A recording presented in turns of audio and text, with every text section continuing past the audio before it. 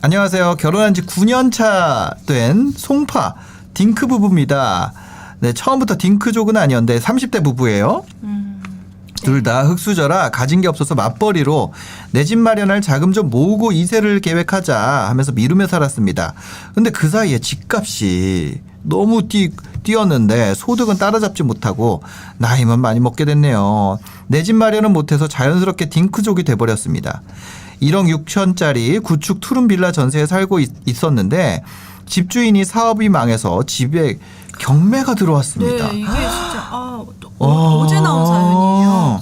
급하게 이거를 뽑았습니다. 전세 진짜. 살고 있었는데 집에 경매가 들어왔다. 저희가 보증보험 가입도 안 해서 원금을 받을 수 있을지 언제 받을 수 있을지 지금 아무것도 모르겠습니다. 여유 자금은 1억 5천 정도 가지고 있는데 월 수입은 남편이 연봉 7천에서 8천에서 연봉 7, 8천에서 1억인데 이렇게 벌기 시작한 지 얼마 안 됐고요. 번 것도 지금 전세보증금 대출 상환하고 나니까 돈을 못 모았어요. 이거를 대출을 상환하자마자 경매로 넘어갔네요. 유유. 남편은 금융권에서 일하는데 실적에 따라 연봉이 달라지고 스트레스가 너무 많아서 몇 년만 바짝 벌고 퇴사하고 싶어 합니다. 저는 연봉 3천이고 중소기업이라 안정적이지가 않습니다.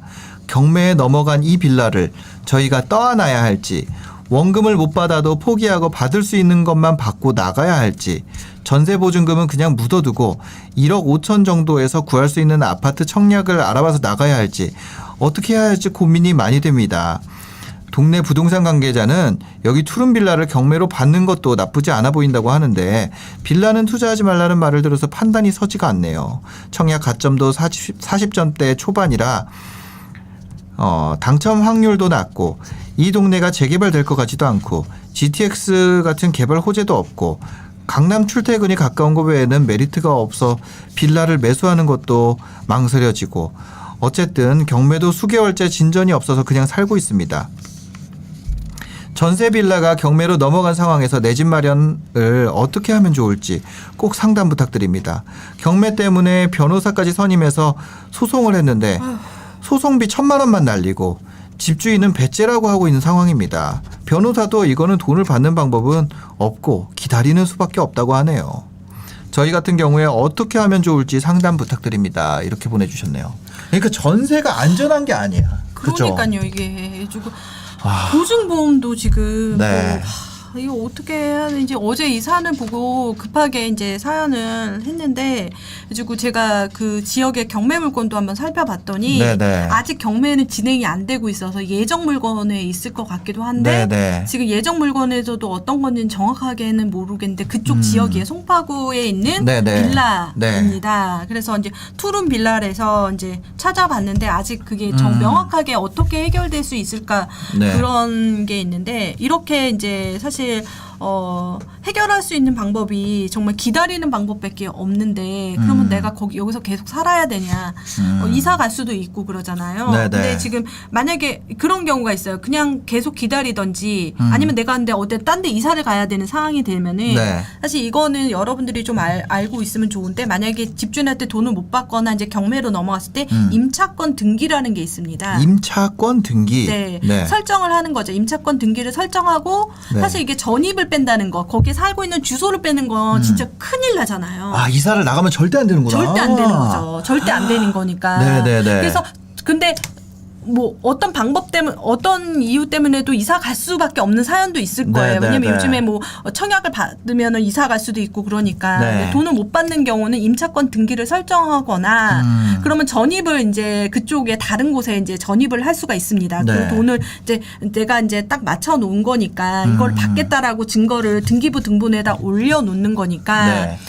그렇기도 하고 그다음에 그 집에서 물건을 다 빼지 말고 네. 어느 정도 물건을 자신의 물건을 놔두고 이제 이사를 나가거나 그래서 이제 사실 네. 그래서 임차권 등기가 무슨 소용이냐 이런 얘기도 있는데 그래도 장치를 할 수 있는 거는 장치를 하고 지금 보면은 어떤 상황인지는 제가 이게 딱 명확하게 보이지는 않더라고요. 네. 그래서 이제 소송 준비를 해서 1,000만 원까지 이렇게 돼버리니까 집주인이랑 소송을 한 거죠. 네, 근데 집주인 중에서 재산이 있으면 가져올 수 있는데, 네. 근데 이게 이제 채권화 만들어 놔가지고 나중에 집주인의 뭐 재산이 이제 노출되거나 할 때 네. 압류를 넣을 수는 있어요. 네. 그런데 지금 상황에서는 정말 어쩔 수 없이 기다려야 되는 상황인데 네. 이제 집주인 같은 경우에는 뭐 파산 신청이라든지 개인회생이 들어가면 진짜 답이 없습니다. 아니 그럼 답이 없는 게 답이 아니라 그럼 그 다음에 어떻게 해야 돼요? 그래서 지금 할 수 예, 있는 예. 거는 이제 네. 경매를 이제 지나가는데 네. 이게 지금 경매로 해서 자신이 얼마 정도를 배당을 받을 수 있는지 그거를 생각을 하셔야 되는 네, 거죠. 네, 네. 얼마를 배당을 받을 수 있는지. 네, 근데 네. 지금 정확한 정보가 없어서 그렇긴 네. 한데 지금 만약에 자신이 얼마 정도의 배당을 받을 수 있는지 보고 그다음에 경매가 진행되는 상황에서 그 낙찰을 이제 근데 지금 이분이 이제 그 경매를 이제 자신이 본인이 받을 수도 있어요. 네. 임차인이. 네, 임차인이 네. 진짜 받아서 할 수도 있는데 근데 그거는 이제 자신이 이제 나중에 이제 경매가 들어갔을 때 정하셔야 된다는 거죠. 이런 경우에는 그러면 어떻게 해야 되나요? 경매를 내가 받는 게 나아요? 아니면 뭐 이거를 기다리는 게 나을까요? 어떻게? 근데 경매가 진행돼서 자신이 본인이 받는 세입자도 있습니다. 어차피 네. 채권화가 되고 그렇게 되고 그거를 이제 자신이 받을 수가 있는데 네. 저는 이제 받는 것 중에서 좋은 점은 하나는 뭐냐면 자신의 돈을 그냥 어떤 그 매매가를 이제 좀 높게 책정할 수가 있는 거죠. 경매를 높게 받는 거예요. 자기 네. 거를 채권을 가져가기 위해서. 그래서 그러고 나면은 어떻게 보면은 매매가, 그러니까 취득가액이 높아지고 네. 나중에 매매를 할 때 나중에 그 양도 차익이라든지 양도세 이게 절감도 되고 그런 것도 있는데 지금 근데 정확한 이게 정보가 없어서 그러니까 그렇지만 너무 어렵네. 예를 들어서 이 사람이 지금 망했다 그랬잖아요, 집주인이. 네. 근데 이분들이 들어가기 전에 선순위가 뭐가 있는지 그게 되게 그래서 예. 그 부분이 자기들이 선순위면은 지금 여기 들어오신 분들이 선순위면은 어쨌거나 내가 경매를 받는 것도 의미가 있는데 내가 네. 후순위 그래서 돈이 오버되면은 그 돈이 오버될 수도 있잖아요. 네, 그래서 이제 정확한 건 하나는 내가 얼마 정도 배당을 받을 수 있는지 한번 계산해 볼 것. 그거를 알아봐야 된다. 그리고 지금 그 배당이 내가 만약에 1억 5천인데 배당을 만약에 5천 정도 받으면 1억이라는 채권이 또 생기는 거예요. 네. 그래서 나중에 그걸 가지고 집주인한테 이제 집주인의 재산이 계속 이거는 계속 살아있는 거기 때문에 압류를 넣을 수가 있는 거죠. 집주인한테. 집주인이 만약에 다른 부동산이 또 있으면 거기에다가 그걸 넣을 수 있죠. 경매를 네네. 넣을 수가 있죠. 근데 그 과정을 하신 것 같아요. 그래서 없다라는 거를 하고 그리고 집주인이 돈을 빼돌릴 수도 있고 그렇게 되니까 그래서 계속해서 집주인하고 연락을 취하면서 네네네. 어떻게 해결할 것인지를 한번 해봐야 되지 않을까 그런 생각이 듭니다. 전세에 살게 되면은 집주인이 안 망하는 길을 또 기도해야겠네요. 근데 앞에 이제 선순위 대출만 없으면 그 집값이 오버가 되지 않으면 되는데 그렇게 되는 거죠. 전세가 들어가려면 공부해야 되는 게 많은데 차라리 네. 이 정도면은 그냥 집 사는 게 낫지 않아요? 그래서 마음이 편하지 지금 않나요? 제가 상황이 만약에 네. 이제 이게 지금 진행이 임차권 등기를 하고 중요하고 네. 그렇게 되면은 지금 자신이 1억 5천 정도의 이제 돈을 갖고 있고 지금 무주택자잖아요. 네. 그래서 또 하나 이제 앞에서 이제 무주택자 그 얘기를 해드렸잖아요. 네. 그래서 그 돈으로 뭐 청약이라는 제도를 도전해보고 그러면 진짜 다른 방법도 또 도전해 보시라는 얘기를 해드리고 싶은데 네. 이제 직장인이 지금 근처기 때문에 이 돈을 가지고 내 집 마련한다는 게 조금 어렵고 지금 돈을 회수하는 게 목적이니까 네. 회수하는 것도 하시고 그다음에 청약도 지금 40점 초반이라고 해도 또 다른 방법으로 도전해 보시는 것도 왜냐하면 이게 지금 서울에 살고 있지만 여러분들이 서울에 살고 있어서 또 청약에 할 수 있는 게 지금 경기도라든지 인천의 대규모 택지지구는 할 수 있거든요. 네. 그래서 그 부분도 또 생각해 보시면 좋을 것 같아서. 그렇죠. 지금 이거 같은 경우는 사실 권리 관계를 봐야지 네. 더 자세한 상담을 해드릴 수 있을 텐데 어쨌거나 지금 상황에서는 배당금을 확인하세요라고 얘기할 수밖에 없네요. 네, 예상 배당금을 확인할 수 있었으면 좋겠고 네. 답답해서 보내시는데 뭐 해결책도 없는데 이러냐 그렇게 얘기할 수 있는데 제가 이렇게 하고 나중에 이제 그 사연으로 자신의 좀 상황을 조금 더 많이 네네네. 줬으면 제가 또 그거에 대해서 또 아, 개인적으로 따로 연락을 하시는. 왜냐면 네. 이거 같은 경우는 또 이게 어떤 특정이 되게 되면 이게 말을 그쵸, 이제 그쵸. 아끼고 지금 지우고 이렇게 네. 한 거니까 그분들도 답답해서 하신 것 같은데 네네. 또 방법이 또 있을 것 같아서 네, 한번 네, 네. 연락 달라고 해서 이 사연을 뽑아봤습니다. 알겠습니다. 그리고 여러분들도 네. 조심했으면 좋겠고요. 아. 어쩔 수 없어요. 이거는 근데 이분이 잘못됐다고 할 수도 없고 네. 이거는 진짜 전세가 진짜 내 집 마련보다 더 안정적이지 않다. 불안정하다. 네. 이런 생각이 듭니다. 근데 전세 들어가실 때는 어쨌거나 내가 앞에 대출이 있는지 없는지 이거는 무조건 봐야 되고. 그래서 그죠? 2천만 원이라도 대출 받으시라. 근데 이분들 대출을 받아서 갚고 있는 상황에서 이러니까 너무 안타깝더라고요. 아, 그러니까 이거를 그 뭐라고 해야 될까요? 이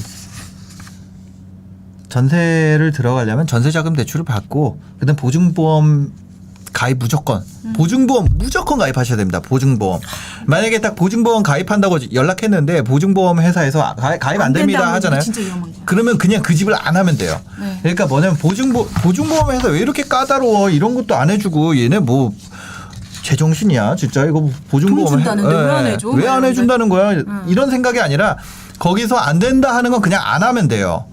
그렇죠. 보증보험이 안 나오면 그냥 그 집을 전세로 안 들어가면 됩니다. 보증보험이 집주인 동의 이런 것도 필요 없고 그냥 내 맘대로 들을 수 있고 그다음에 임대사업자인 경우에는 집주인한테 들어달라고 할 수 있어요. 임대사업자 100% 그거는 네네. 의무 조건이 됐죠. 의무 8월부터. 조건이기 때문에 지금 8월부터 집주인한테 무조건 보증보험 들어달라고. 임대사업자 같은 경우는 이제 등기를 떼보면 거기 임대사업자로 이제 나와요. 북이 예, 이제 북이 의무가 생겼기 때문에 근데 임대사업자도 이제 다 없어지잖아요. 거의 없어져서 이제 희귀종 될것 그러니까 같아요. 임대사업자 집이 진짜 들어가면 좋은데 희귀종인데 10년 동안 안 올라요 전세금이. 5%만 이제 2년마다 네. 오르지만 그래도 안 오를 때도 많고 그런데 이제 희귀종 근데 돼서 저도 이제 임대사업자 끝나거든요. 그러니까 그런 집 혹시 발견하면 진짜 럭키입니다. 그런데 무조건 보증보험 들어달라 그러고 그럼 전세금도 못 올리게 돼 있고. 아휴. 근데 임대사업자를 다 없앴죠 이제. 네, 그래서 하여튼 보증보험 이제 네네. 이분 같은 경우에는 조금 더 자세하게 조금 네. 연락을 주셔서 조금 해결할 수 있는 방법 그리고 냉철하게 왜냐면 공부를 전세에 들어가는 분들이 공부를 하고 들어가야 된다 그러는데 뭘 공부해야 되는지도 몰라요. 그러니까 저도 전세로 몰랐던 들어가지. 것 같아요. 내가 부동산 빠삭하게 알고 뭐 오를지 내릴지 뭐 이런 거 다 알고 경매도 알고 뭐 이러면은 왜 전세를 들어가요? 그죠? 내가 생각하기 싫으니까 그거에 대해서 공부하기 싫으니까 이제 전세 들어가는 거거든요.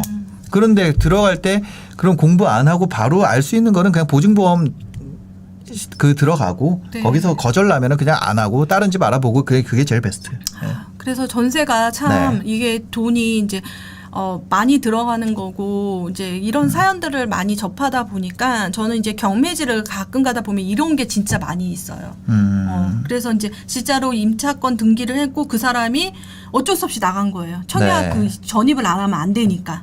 그래서 가가지고 사연을 봤더니 자신이 이제 돈을 이제 회수 못하는 것도 다 네. 알고 있고 이제 좀 그러니까 객관적으로 그리고 현실을 직시하는 마음으로 이렇게 받아들여야 될 것 같아요. 지금 네. 너무 많은 상처를 받고 있었고 자신이 돈을 계속해서 모아서 이제 전세 자금까지 다 상환하자마자 네.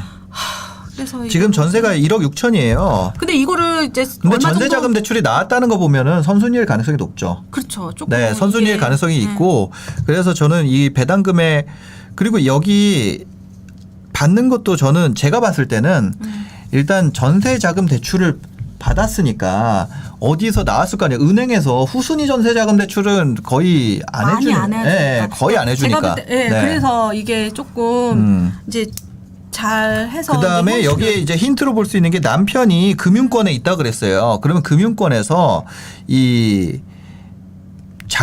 남편도 지식이 있었겠죠. 그렇죠. 친구들한테 이게- 물어봤을 거고 이게 금융권에 계시니까 이거를 몰라서 그거에 된 대해서 게 아니라 선순위로 진짜. 들어갔을 걸로 생각이 됩니다. 네. 제 생각에는. 그래서 아니 장우수님이 변호사랑 상담하세요가 아니라 변호사가 지금 1,000만 원 내고 그냥 해서- 기다리는 방법밖에 없어요. 이렇게 얘기했다는 거잖아요. 그러니까 기다리는 건 아는데 근데 네. 현실을 직시하면서 이제 상태를 더 파악하고 이제 다른 플랜, 넥스트 플랜을 갖자 이 얘기입니다. 이 그래서 저는 이게 선순위라면 그냥 낙찰 받는 게 속편할 것 같습니다.